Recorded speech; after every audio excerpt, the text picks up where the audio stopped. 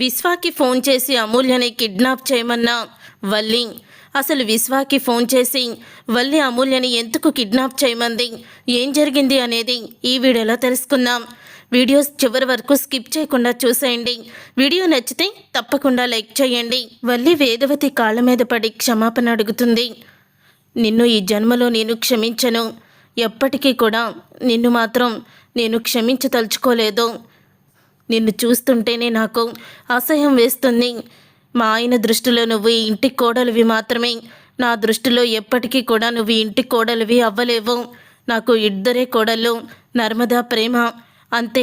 ఇక నువ్వు నా దృష్టిలో కోడలివే కాదు అని వేదవతి ఇక దూరం పెడుతుంది వల్లిని. అప్పుడే ఇక వల్లి అయితే చాలా బాధపడుతూ ఉంటుంది. వల్లి వర్షంలో తడుస్తూనే ఉంటుంది. అయినా సరే పట్టించుకోకుండా వేదవతి వెళ్ళిపోతుంది. అలా వర్షంలో తడుస్తున్న వల్లిని చూసి గొడుగు తీసుకొస్తుందేమో పాపం అని వల్లి అనుకుంటూ ఉండగా ఆ గొడుగు తీసుకువెళ్ళి కాస్త నర్మదా, ప్రేమ ఇద్దరికీ కూడా పడుతుంది. మీరిద్దరూ ఈ వర్షంలో బట్టలు తీస్తున్నారు, తడిసి జలుబు చేస్తే జ్వరమొస్తే ఏమన్నా ఉందా అని అంటూ ఇక వేదవతి వాళ్ళ మీద ప్రేమని కురిపిస్తుంది. అప్పుడే అదంతా చూసి తట్టుకోలేకపోతుంది వల్లి. కోపంతో రగిలిపోతూ చాలా కోపంగా వాళ్ళ వైపు చూస్తూ ఉంటుంది. అప్పుడే ఇక వేదవతి వల్లి కళ్ళ ముందే వాళ్ళిద్దరినీ కన్న కూతుర్ల కన్నా ఎక్కువగా చూసుకుంటూ ఉంటే చూసి ఓర్చుకోలేక, నన్నే దూరం పెడతారా, తప్పైపోయింది, నన్ను క్షమించమని ఎంత కాళ్ళు పట్టుకొని బ్రతిమలాడినా ఎవ్వరు కూడా నన్ను క్షమించడం లేదు కదా. చెప్తాను, ఇప్పటి వరకు ఏదో ఇంట్లో చిన్న చిన్న సమస్యల్ని తీసుకొచ్చిన వల్లిని చూశారు, ఇప్పుడు పగతో రగిలిపోతున్న వల్లిని చూస్తారు. ఈ ఇంటి కోడలుగా ఇప్పటి వరకు నేను ఇంటి పరువు తీయకూడదనే చూశాను. కానీ ఈరోజు మీరు నన్ను పెడుతున్న దూరాన్ని బట్టి నేను ఒక నిర్ణయానికి వచ్చాను. ఇక ఇంట్లో ఎవ్వరిని కూడా నేను మనశ్శాంతిగా ఉండనివ్వను. ఎవరైతే నన్ను మానసికంగా దెబ్బ కొట్టాలని చూశారో, నన్ను దూరం పెడుతున్నారో వాళ్ళకి తగిన గుణపాఠం చెప్పి తీరుతాను అని వల్లి ఇక తన గదిలోకి వెళ్తుంది. గదిలోకి వెళ్ళిన తర్వాత తడిచిన బట్టలు మార్చుకొని ఇక ఆలోచిస్తున్న వల్లికి భాగ్యం ఫోన్ చేస్తుంది. భాగ్యం ఫోన్ చేయడంతో ఫోన్ కట్ చేస్తుంది వల్లి. కానీ భాగ్యం మళ్ళీ మళ్ళీ ఫోన్ చేస్తూనే ఉంటుంది వల్లికి. అప్పుడే ఇక వల్లి లిఫ్ట్ చేసి, ఫోన్ కట్ చేస్తున్నానంటే నేను ఫోన్లో మాట్లాడనని అర్థం. ఎందుకు పదే పదే ఫోన్ చేసి నన్ను డిస్టర్బ్ చేస్తున్నావు, నీకు అసలు బుద్ధుందా అని అడుగుతూ ఉంటుంది వల్లి. అదేంటి అలా మాట్లాడుతున్నావు అని అడుగుతూ ఉంటుంది భాగ్యం. మరి ఇంకెలా మాట్లాడాలి అని అంటూ ఉంటుంది వల్లి. అదేంటి అమ్మడు, నీలోని ఎంత కోపం నేను ఎప్పుడూ కూడా చూడలేదు, ఎందుకు అలా మాట్లాడుతున్నావు అని అనగానే, నువ్వు చేసిన పనికి ఇంకెలా మాట్లాడాలి, నేను ముందు నుంచి మొత్తుకుంటూనే ఉన్నాను ఏం చేసినా ఆలోచించి చేయమని. ఆలోచించకుండా ఆ రోజు డాక్టర్ చేత అబద్ధం చెప్పించి ఇప్పుడు నన్ను ఈ పరిస్థితికి తీసుకొచ్చావు.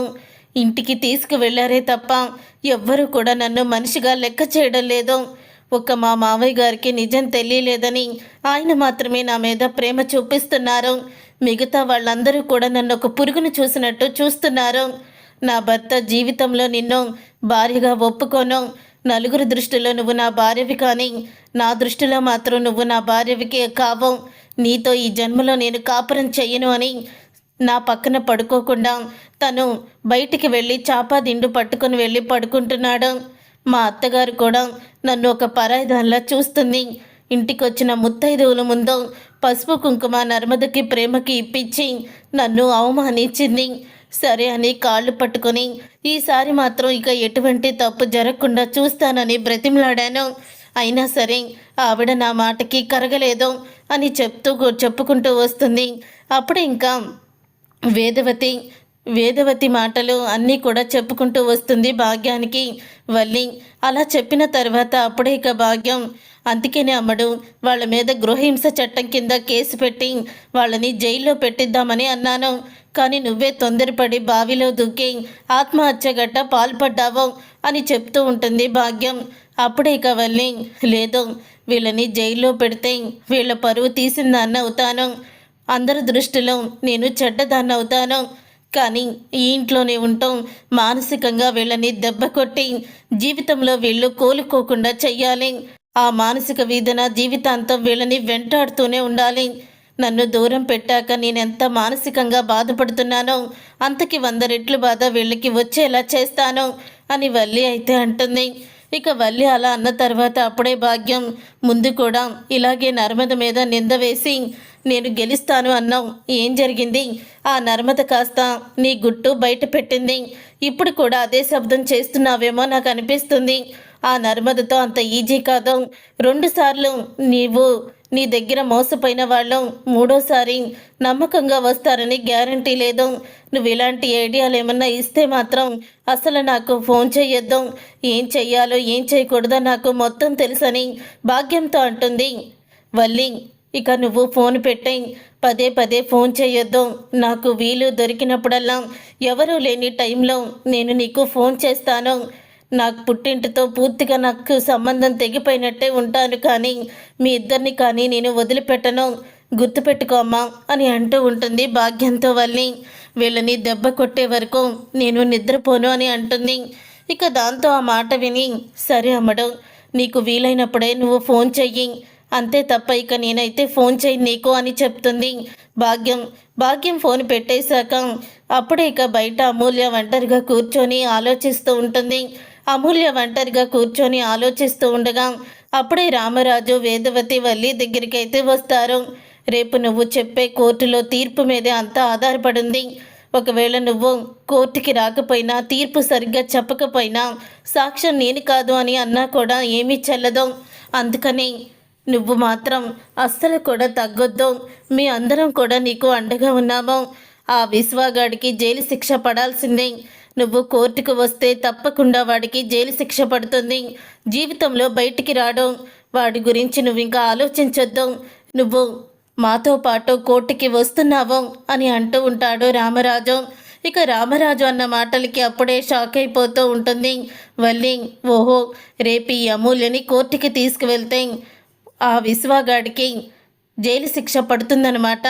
అయితే ఆ విశ్వాగాడికి జైలు శిక్ష పడకుండా, అలాగే ఈ అమూల్య ఇంట్లో ఉండకుండా, వీళ్ళెవ్వరికి మనశ్శాంతి లేకుండా రేపు చెయ్యబోతున్నాను అని వల్లి తనలో తానే అనుకుంటూ ఉంటుంది.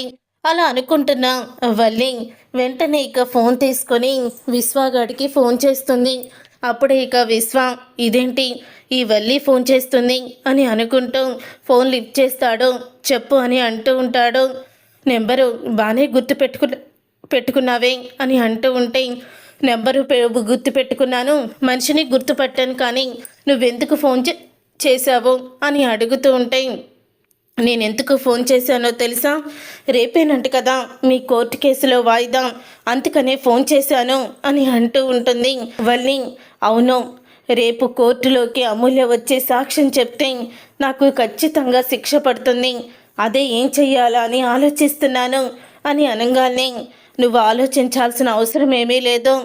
ఆ రోజు నేనే కదా, అప్పుడు హోలీ రోజు నేనిచ్చిన సలహాతోనే ఆ నిజం బయటపడింది. అలాగే ఇప్పుడు నేను ఒక సలహా ఇస్తున్నాను. నువ్వు ఈ కోర్టుకి కేసు నుంచి తప్పించుకోవాలనుకున్నా అమూల్య కోర్టుకి వచ్చి తను ఏమీ కూడా చెప్పకూడదనుకున్నా నా దగ్గర ఒకే ఒక ఉపాయం ఉంది అని అంటుంది వల్లి. ఏంటది అని అడుగుతాడు విశ్వ.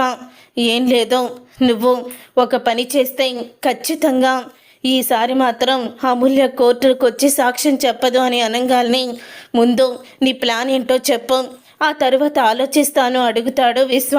అప్పుడే ఇక అంటూ ఉంటుంది వల్లి. ఏం లేదు, నువ్వు అమూల్యని కిడ్నాప్ చెయ్యి.